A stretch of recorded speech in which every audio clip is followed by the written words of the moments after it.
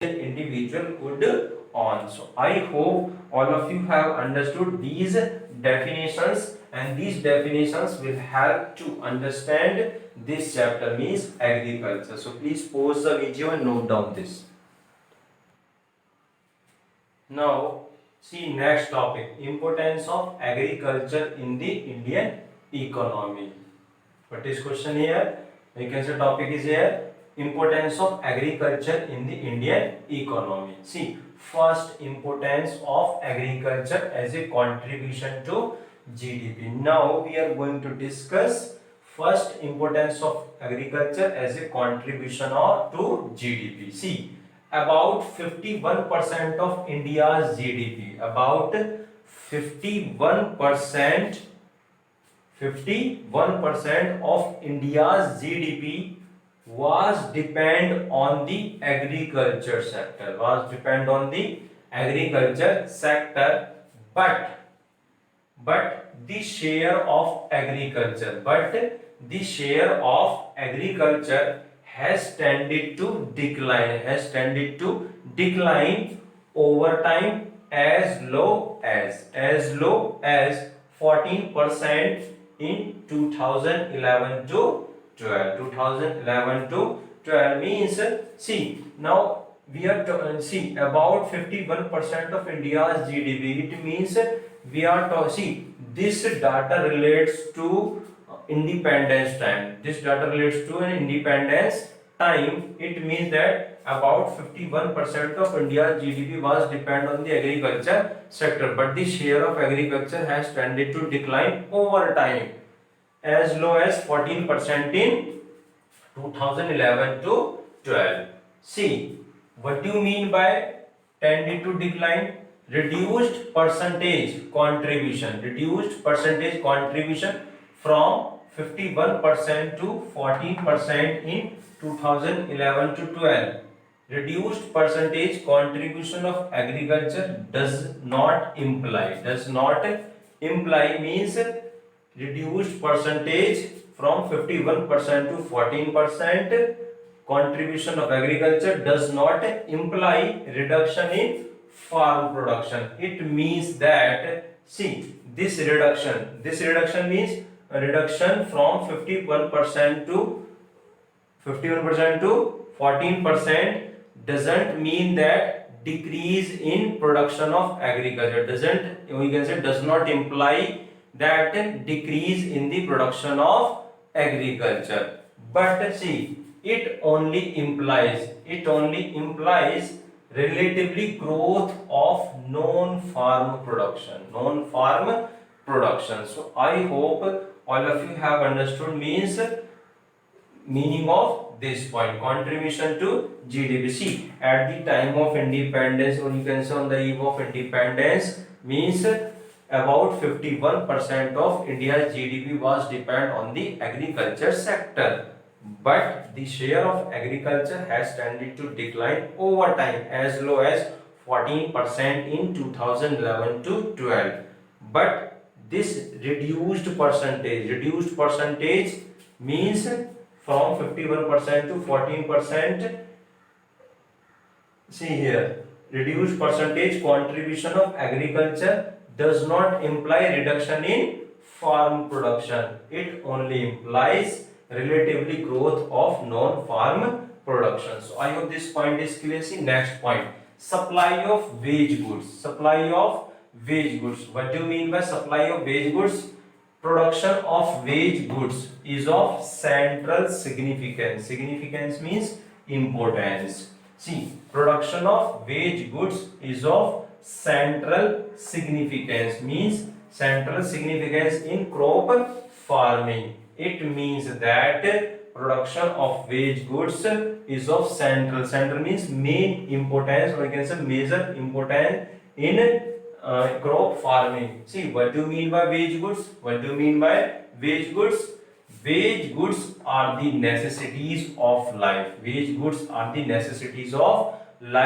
Such as wheat, rice, pulses, maize, bajra, oil seeds, etc. So these are the necessities of life. means these are the goods, or you can say these are these goods means which are the basis of necessities of life, or you can say which are the necessities of life. See next, agricultural sector in India provides food to about 121 crore people, means agricultural sector in India provides food to about 121 crore people in India. But fodder means chara, fodder to about 38 crore of animals, 38 crore of animals. So I hope all of you have understood, means what is the importance of agriculture in India, what is the importance of agriculture in India as a supply of base goods, as a supply of base goods. And base goods, you know that base goods are the necessities of life, such as wheat, rice, pulse, maize, oil seeds, bajra, etc. And agriculture sector, you can say agriculture sector in India provides, means for food to about 121 crore people and fodder to about 38 crore of animals. So I hope this point is also clear. See next point, employment, means next importance of agriculture is a source of, you can say agriculture sector was a source of employment. Agriculture sector was a source of employment on the eve of independence. See, or you can say at the time of independence, agriculture is the main, means major source of employment in India. Presently, still now, agriculture is the main, on the eve of independence. Agriculture sector was the main source of employment, and presently, agriculture is the main source of employment in India. Again, see, in 1951, about 72% of the working population, about 72.7%, about 72.7% of working population was engaged in agriculture sector. This situation means about 72% of working population was engaged in agriculture sector. This situation shows to the lack of jobs outside agriculture. Outside agriculture means like industry sector and tertiary sector. It means that industry sector and tertiary sector were not